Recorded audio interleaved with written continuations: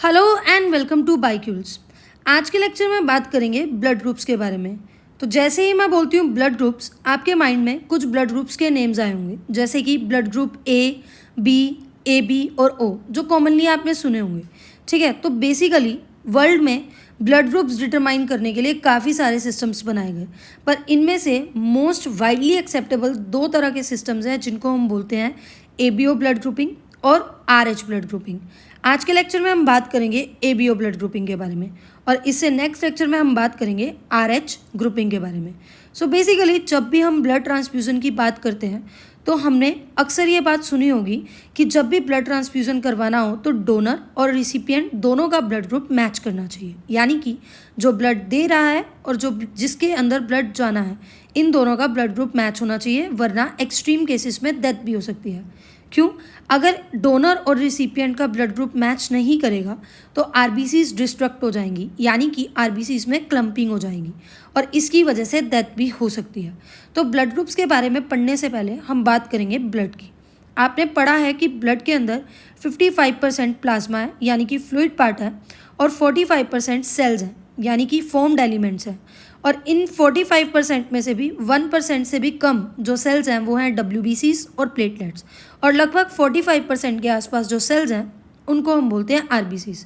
अब ये RBCs दिखने में तो एक जैसी लग रही है, पर ये वैरी करेगी, मतलब डिफ़र करेगी, और इन्हीं के बेसिस पे हम 4 टाइप के ब्लड ग्रुप पढ़ेंगे, जिन्हें हम बोलेंगे blood group A, B, AB और O। और इस सिस्टम को हम बोलेंगे ABO ब्लड ग्रुपिंग सिस्टम। तो जब हम ABO ब्लड ग्रुपिंग सिस्टम की बात करेंगे तो इसको पढ़ने से पहले आपको 2 टर्म से फेमिलियर होना ज़रूरी है। बेसिकली एक साइंटिस्ट थे जिनका नाम था कार्ल लैंडस्टीनर। इन कार्ल लैंडस्टीनर ने 1901 में ब्लड ग्रुप्स के ऊपर स्टडी की, और इन्होंने 2 टर्म्स दी। एक टर्म दी एंटीजन और दूसरी टर्म दी एंटीबॉडी। तो बेसिकली एंटीजन का मतलब क्या है? एंटीजन मतलब बॉडी के लिए जो चीज़ अननोन हो, मतलब ऐसा कोई भी फॉरेन पार्टिकल जिसे बॉडी नहीं पहचानती, और फिर इसके खिलाफ, मतलब कोई भी बॉडी में ऐसा अननोन पार्टिकल आता है तो उसके खिलाफ हमारा इम्यून रिस्पॉन्स ट्रिगर होता है। यानी अगर कोई भी एंटीजन बॉडी में आएगा तो इम्यून रिस्पॉन्स एक्टिवेट होगा और उस एंटीजन के खिलाफ कुछ प्रोटीन्स बनेंगे जिसको हम बोलेंगे एंटीबॉडीज़। तो मतलब एंटीजन वो पार्टिकल्स हैं जो बॉडी के अंदर इम्यून रिस्पॉन्स जनरेट करवाएंगे, और एंटीबॉडीज़ वो प्रोटीन्स हैं जो इस एंटीजन के अगेंस्ट बनेगी। लेकिन there is something called self antigen. Self antigen मतलब बॉडी में कुछ ऐसे एंटीजन होते हैं जिसके खिलाफ इम्यून रिस्पॉन्स एक्टिवेट नहीं होता है। ठीक है, और जब हम एबीओ ब्लड ग्रुपिंग की बात करते हैं तो हम ये बोलते हैं कि हमारी आरबीसीज के सरफेस के ऊपर ऐसे 2 तरह के एंटीजन प्रेजेंट हैं जो डिटरमाइन कर रहे हैं कि हमारा ब्लड ग्रुप क्या होगा।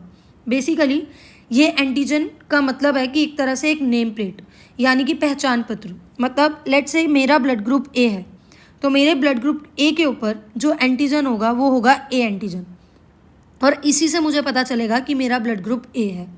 मान लो मेरा ब्लड ग्रुप बी है, तो मेरे ब्लड ग्रुप के ऊपर जो एंटीजन प्रेजेंट होगा वो होगा बी एंटीजन। लेट्स से मेरा ब्लड ग्रुप ए बी है, तो मेरे आरबीसीज के ऊपर जो एंटीजन प्रेजेंट होंगे वो होंगे ए और बी बोथ एंटीजन्स, यानी दोनों एंटीजन मिलेंगे। पर अगर मेरा ब्लड ग्रुप ओ है तो मेरे ब्लड ग्रुप के ऊपर, मेरे आरबीसीज के ऊपर कोई भी एंटीजन नहीं मिलेगा।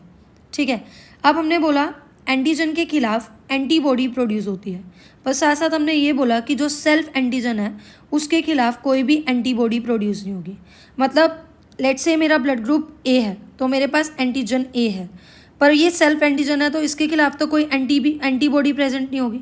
पर अगर मेरा ब्लड ग्रुप ए है तो ब्लड ग्रुप बी तो मेरे लिए अननोन है ना, बी एंटीजन तो अननोन है, तो मेरे प्लाज्मा में, यानी ब्लड के प्लाज्मा में बी एंटीबॉडीज़ मिलेंगी। अगर मेरा ब्लड ग्रुप बी है तो मतलब मेरे पास एंटीजन क्या है? बी प्रेजेंट है। तो खतरा किससे है? खतरा है ए एंटीजन से, क्योंकि सेल्फ एंटीजन के अगेंस्ट तो एंटीबॉडी बनेगी नहीं। तो मेरे ब्लड के प्लाज्मा में एंटी ए एंटीबॉडी प्रेजेंट होगी। क्या बोला है मैंने? अगर मेरा ब्लड ग्रुप ए है यानी एंटीजन ए है तो एंटीबॉडी किसके खिलाफ होगी? बी के खिलाफ। अगर मेरा ब्लड ग्रुप बी है, मतलब मेरी आरबीसीज के ऊपर जो एंटीजन है वो बी है, तो एंटीबॉडी किसके अगेंस्ट होगी? ए के अगेंस्ट।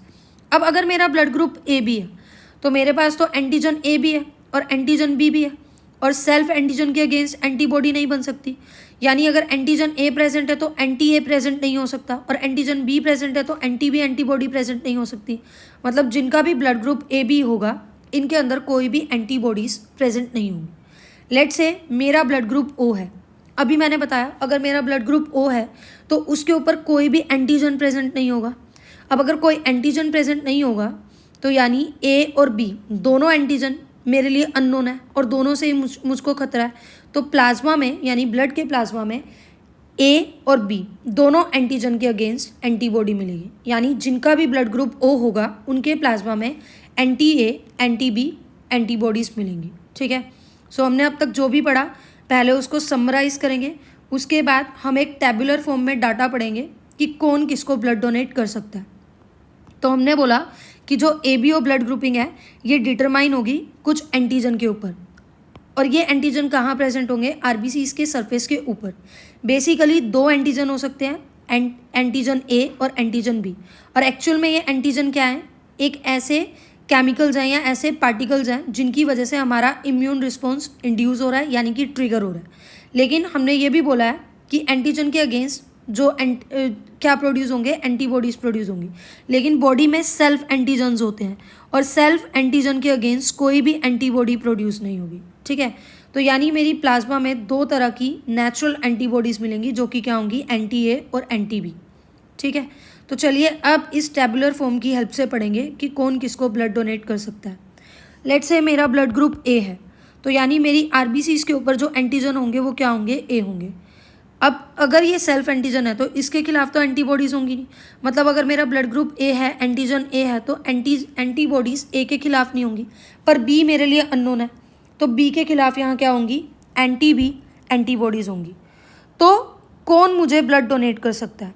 अगर मेरा ब्लड ग्रुप ए है तो जाहिर सी बात है मैं ए से ब्लड ग्रुप ले सकती हूँ, क्योंकि मेरी आरबीसीज के ऊपर भी ए एंटीजन प्रेजेंट है, और जिससे मैं ए ग्रुप वाले से ब्लड ग्रुप ले रही हूँ उसकी आरबीसीज के ऊपर भी ए एंटीजन प्रेजेंट है। ठीक है, तो ए मुझे ब्लड डोनेट कर सकता है।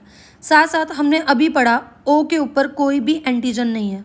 मतलब अगर मेरा ब्लड ग्रुप ए है, मेरे पास एंटीजन ए है, पर मेरी बॉडी के अंदर ओ ब्लड ग्रुप आ रहा है, तो कोई ऐसा फॉरेन पार्टिकल तो नहीं आ रहा, कोई एंटीजन तो नहीं आ रहा जिसकी वजह से इम्यून रिस्पॉन्स इंड्यूस होगा, है ना। तो यानी अगर मेरा ब्लड ग्रुप ए है तो मैं ए से और ओ से दोनों से ही ब्लड ले सकती हूँ। लेट से मेरा ब्लड ग्रुप बी है, तो मतलब मेरी आरबीसीज के ऊपर कौन सा एंटीजन प्रेजेंट है? B antigen. और मैं अब मेरे ब्लड के प्लाज्मा के अंदर किसके खिलाफ एंटीबॉडी नहीं होंगी? क्योंकि एंटीजन बी है तो एंटीजन बी के अगेंस्ट एंटीबॉडीज़ नहीं होंगी। पर मुझे खतरा किससे है? मुझे ए ब्लड ग्रुप से खतरा है। यानी एंटीबॉडीज़ प्लाज्मा में किसके अगेंस्ट होगी? ए के अगेंस्ट, यानी एंटी ए एंटीबॉडीज़ होंगी। तो अब कौन मुझे ब्लड ग्रुप दे सकता है? जाहिर सी बात है बी ब्लड ग्रुप है मेरा, तो बी वाला मुझे ब्लड ग्रुप दे सकता है, क्योंकि हम दोनों की आरबीसीज पे एंटीजन सेम होगा तो इम्यून रिस्पॉन्स इंड्यूस नहीं होगा। या फिर ओ, क्योंकि ओ के ऊपर कोई भी एंटीजन प्रेजेंट नहीं है, यानी इम्यून रिस्पॉन्स जनरेट नहीं होगा। लेट्स से मेरा ब्लड ग्रुप ए बी है, यानी मेरी आरबीसीज के ऊपर कौन कौन से एंटीजन प्रेजेंट है? तो वो होंगे एंटीजन ए और एंटीजन बी।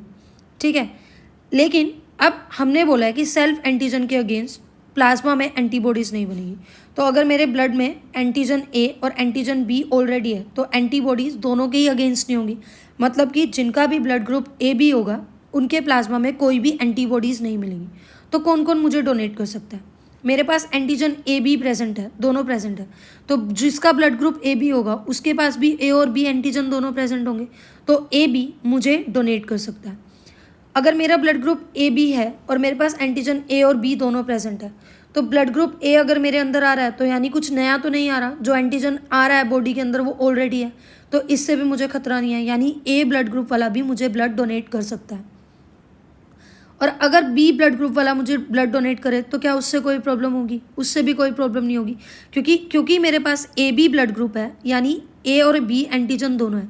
तो अगर बी ब्लड ग्रुप मेरे अंदर आ रहा है तो यानी बी एंटीजन आ रहा है, पर कुछ नया नहीं आ रहा, कुछ एंटीजन, कोई ऐसा पार्टिकल नहीं आ रहा जिसको बॉडी नहीं जानती, तो इम्यून रिस्पॉन्स भी ट्रिगर नहीं होगा। और जो ओ ब्लड ग्रुप है इसके पास तो कोई एंटीजन है ही नहीं, तो इससे भी खतरा नहीं है, यानी इससे भी मैं ब्लड ले सकती हूँ। लेट्स से मेरा ब्लड ग्रुप ओ है, तो यानी मेरी आरबीसीज के ऊपर एंटीजन कौन सा प्रेजेंट होगा? कोई भी नहीं, नील होगा। तो मुझे खतरा किससे है? ए से भी खतरा है, बी से भी खतरा है, तो एंटीबॉडी किससे बनेगी? किसके अगेंस्ट बनेगी? ए के अगेंस्ट भी और बी के अगेंस्ट भी।